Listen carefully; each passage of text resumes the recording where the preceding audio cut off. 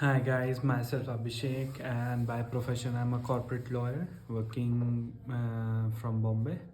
I run my own law firm based out of Bombay named as Creasus Legal and Financial Advisors LLP. I'm also a director at Legit Global Advisory Private Limited.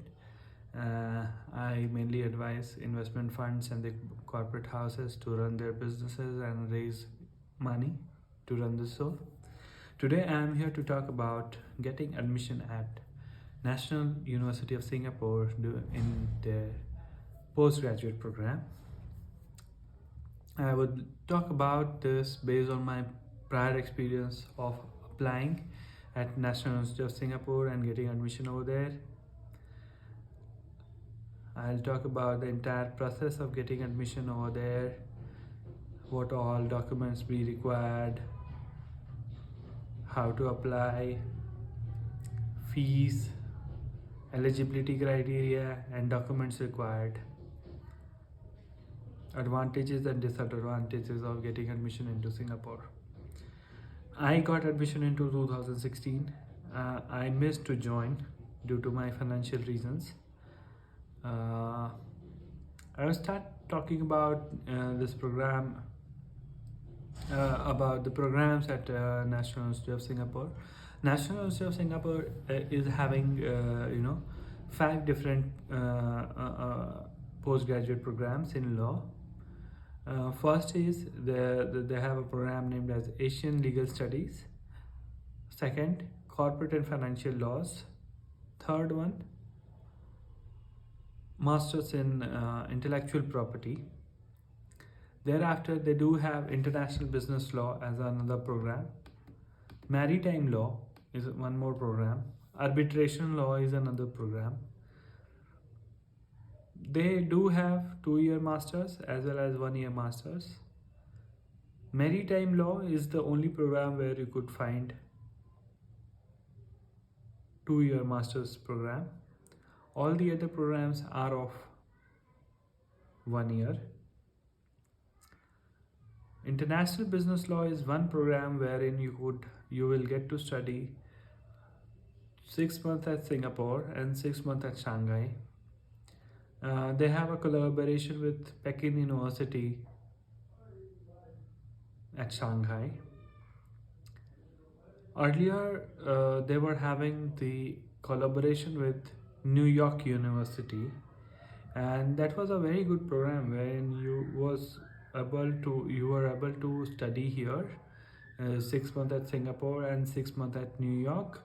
By paying a very less fee, as compared to other programs.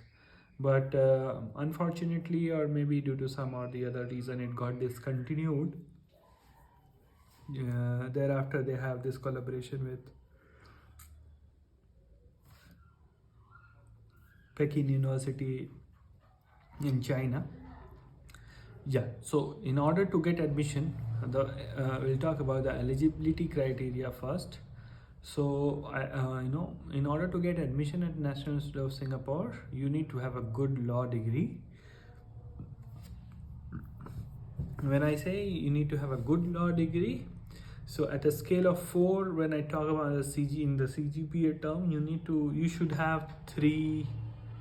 Since I had 3.2, and many of my friends had 3, so 3 to 3.23.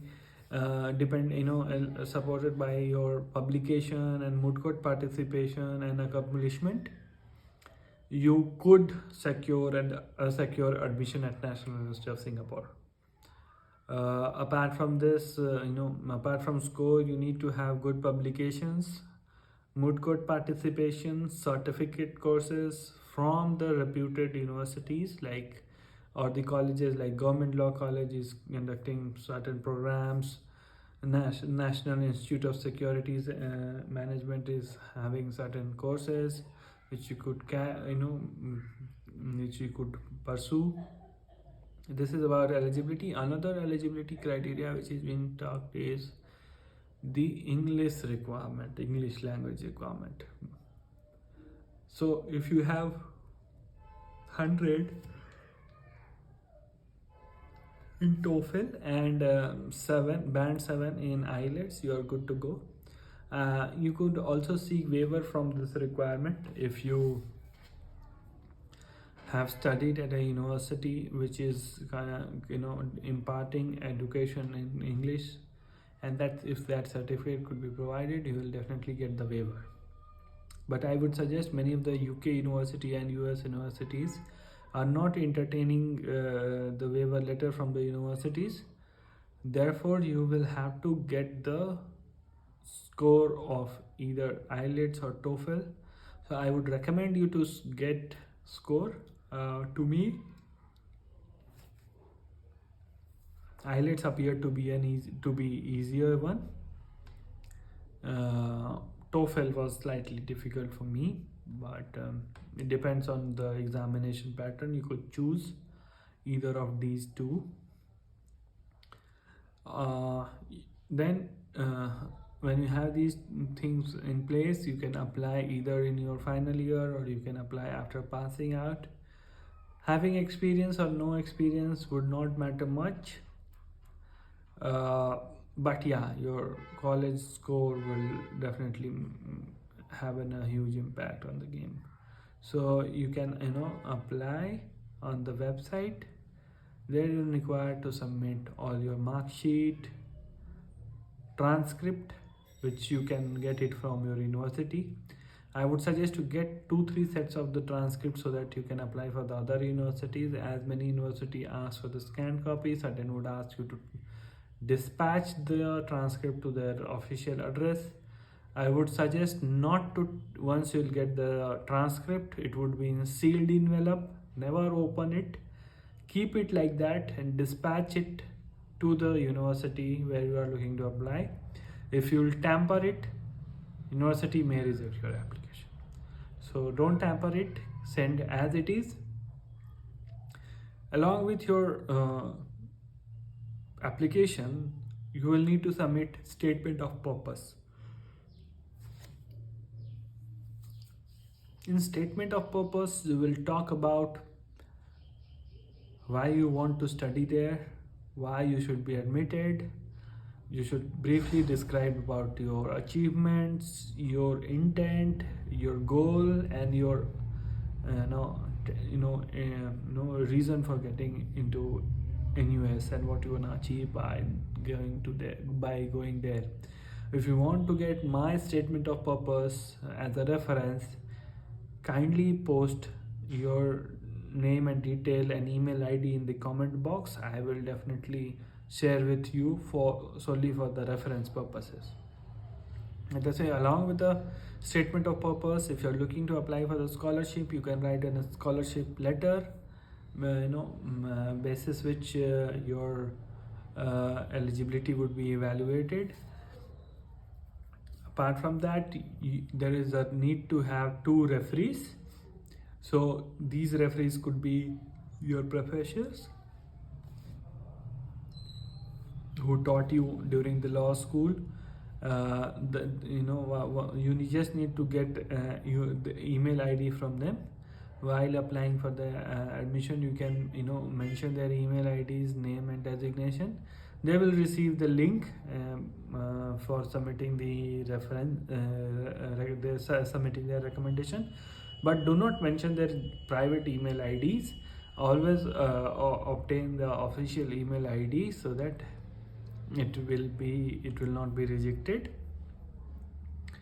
So by doing so, you can apply. Admission fees at Singapore is comparatively lesser. When I was applying the fees was around 16 to 17 lakh, but subsequently, due to change in currency value and the fees, at this point in time, fees would be around 22 to 23 lakhs. Now I'll talk about advantages and disadvantages of getting admission into studying LLM at National University of Singapore. First advantage is that you'll get exposure, you will get to learn more, you'll get to see different culture, people from different university.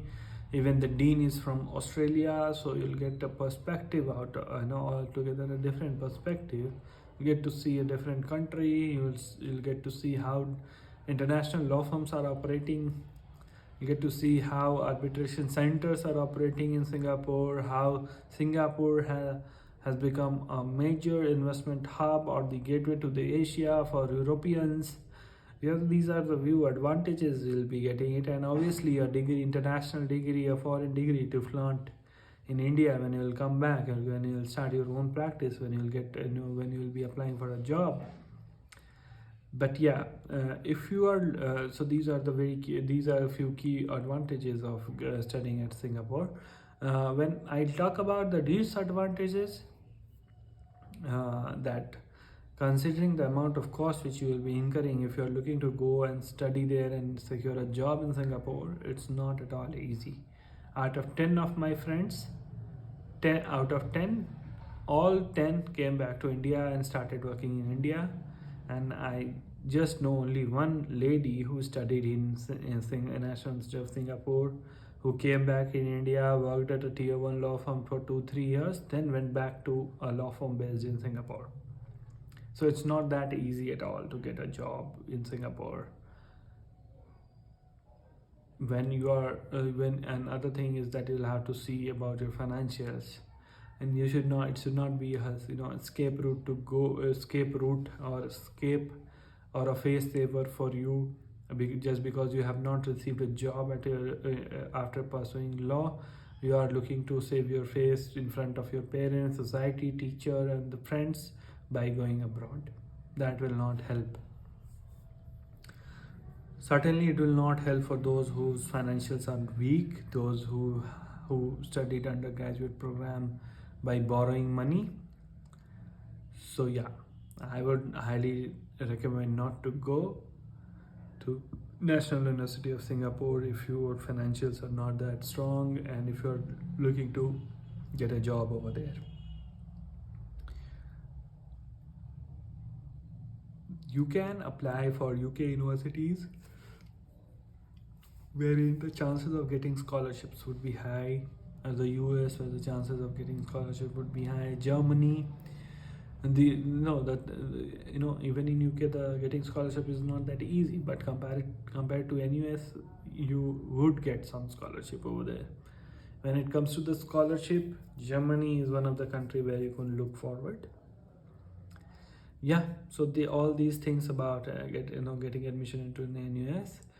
If you're looking for an expert advice to get to help you with preparing a statement of purpose so that you may get admission at your dream university, I could certainly help you for the same. For getting further notification, link to new information from my side based on my prior experience being a law student, being a corporate lawyer, I would suggest you to subscribe so that you'll keep getting notification about the first-hand experiences which I have gained in my past. Thank you.